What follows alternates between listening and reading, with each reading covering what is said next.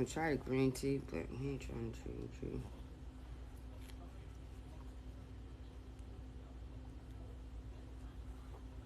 No.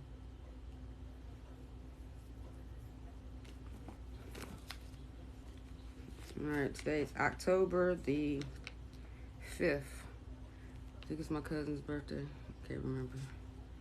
I know it's my uncle's birthday on the 8th, because I'm an 8th and he an 8th. We the 8ths. Okay.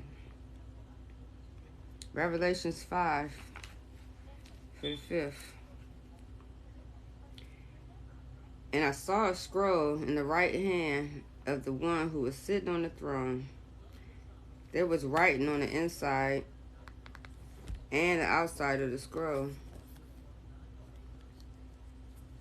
And it was sealed with 7 seals. And I saw a strong angel who shouted with a loud voice, "Who is worthy to break the seals on this scroll and unroll it?" But no one in heaven or on earth or underneath the earth was able to open the scroll and read it.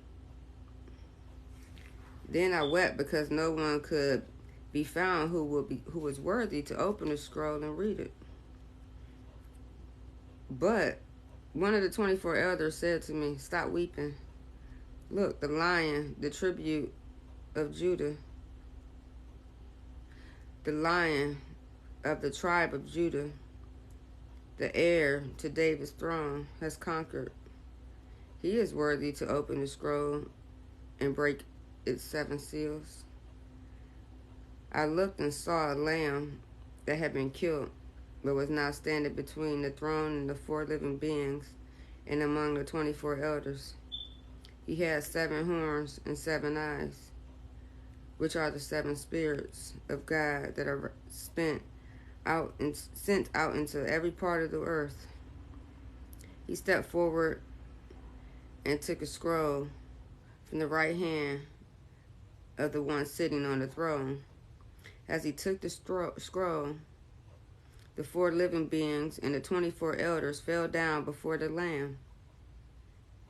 Each had a harp, and they held gold bowls filled with incense, the prayers of God's people.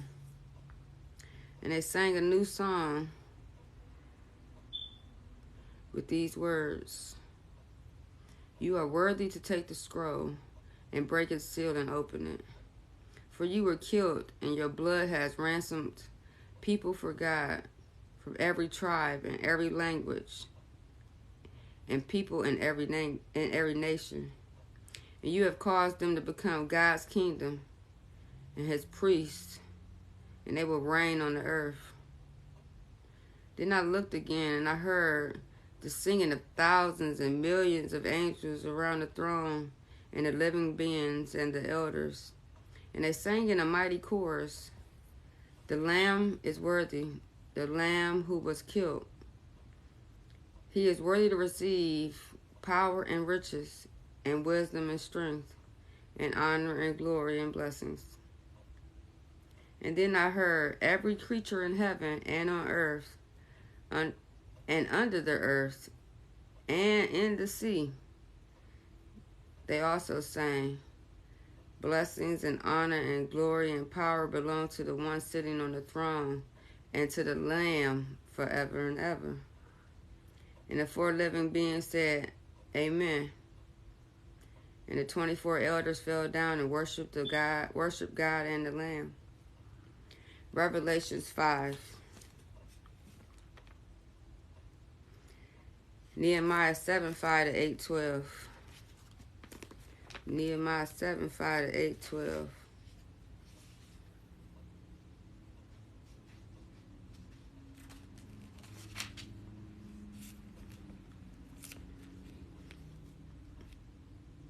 Nehemiah registered the people. At that time, the city was large and spacious, but the population was small, and only a few houses were scattered throughout the city. So my God gave me an idea to call together all the leaders of the city along with all the ordinary citizens for registration. I had found the genealogical records of those who had first returned to Judah. This was written there. Here's a list of the Jewish exiles of the provinces who returned from their captivity to Jerusalem and to the other towns of Judah. They had been deported to Babylon by King Nebuchadnezzar. Their leaders were Zerubbabel, Jeshua, Nehemiah, Sariah, Relania, Nahami, Mordecai, Bishlam, Mispar, Bigva, Reum, and Bana. This is the number of men of Israel who returned from exile. The family of Poresh, 2,172. The family of Shephatiah, 372. The family of Er, 652. The family of Patha Moab, the descendants of Jeshua and Joab, 2818. The family of Elam, 1254. The family of Zatu, 845. The family of Zekiah, 760. The family of Benai, 648.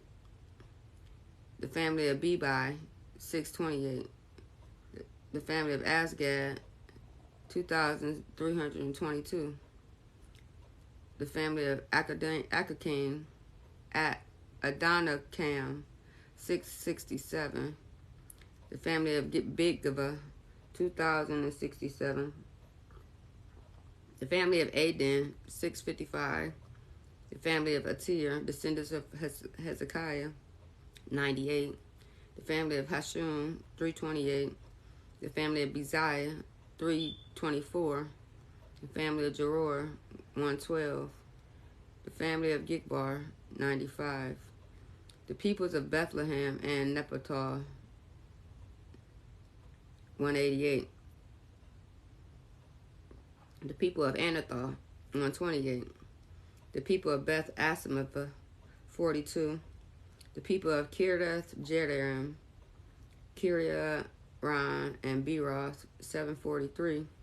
The people of Ramah and Geba, 621.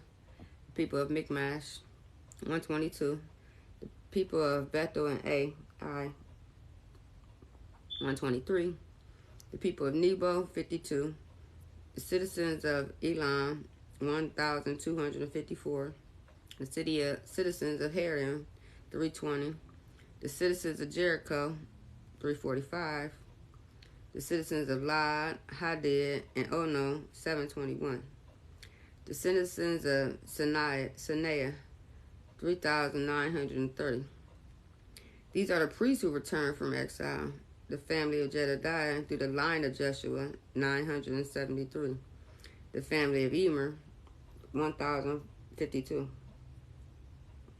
The family of Pashur, 1,247. The family of Haram, 1,017. These are the Levites who returned from the exile. The families of Joshua and Kadmiah, descendants of Hodiva, 74. The singers of the family of Asphah, 148. The gatekeepers of the families of Shalom, Atir, Talom, Akub, Hatiah, and Shobiah, 138.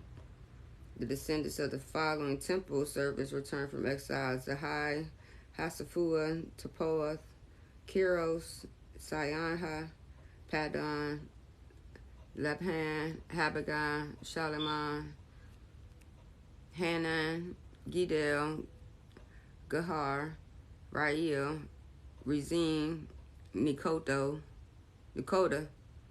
Gazam, Uza, Peshe, Biasa, Munium, Nefusium, Bakut, Hapuka, Harhu, Bazluth, Mehidia, Harsha, Barkos, Sisera, Teman, Neziah, and Hapatiah. These are the descendants of the service of King Solomon from exile: Sotoa, Sophetherath, Pruda, Jaleel, Darkon, Gidel, Shephatiah, Hatiel, Pokereth, Hazabayim, and Ayim. and all the temple servants and the descendants of Solomon's servants numbered 392. Another group returned to Jerusalem at this time from the towns of Telemath, Tel Harsha, Kerub, Adan, and Emer. However, they could not prove that they or their families were descendants of Israel. This group included the families of Delilah, Tobiah, and Nekoda, a total of 462 people. 3 families of priests, Hobiah, Hazoka, and Barzillai, also returned to Jerusalem. This Barzillai had married a woman who was a descendant of Barzillai of Gilead. He had taken her family name, but they had lost their genealogical records, so they were not allowed to represent as priests. The governor would not even let them eat the priest's share of food from the sacrifice until there was a priest who could consult the Lord about the matter by means of sacred lot. So a total of 42,360 people returned to Judah, in addition to 7,337 servants, 245 singers, both men and women.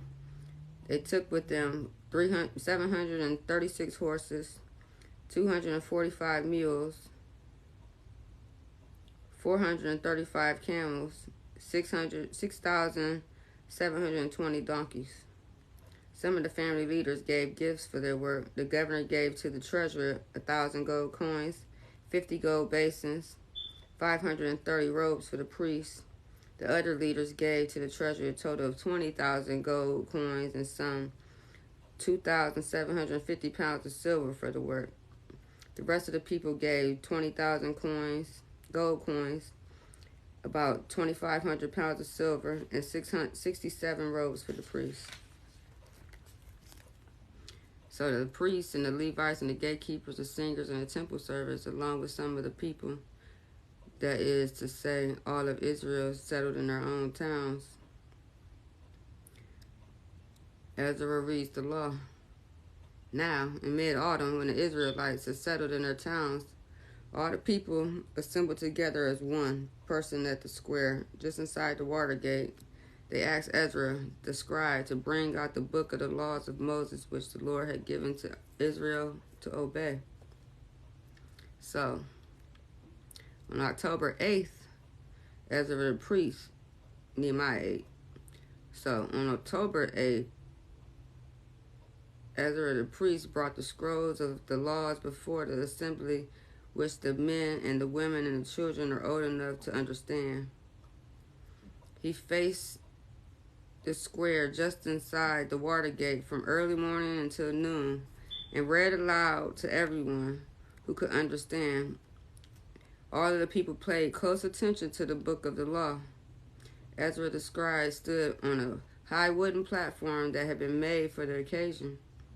To his right stood Manatiah, Shema, Ananiah, Uriah, Hilkiah, and Manasseh. To his left stood Pedaiah, Mishael, Malachijah, Hashum, Hazabadana, Zechariah, and Melushalem.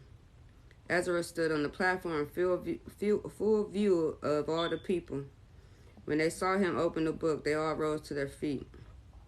Then Ezra praised the Lord, the great God, and all the people chanted, Amen, Amen.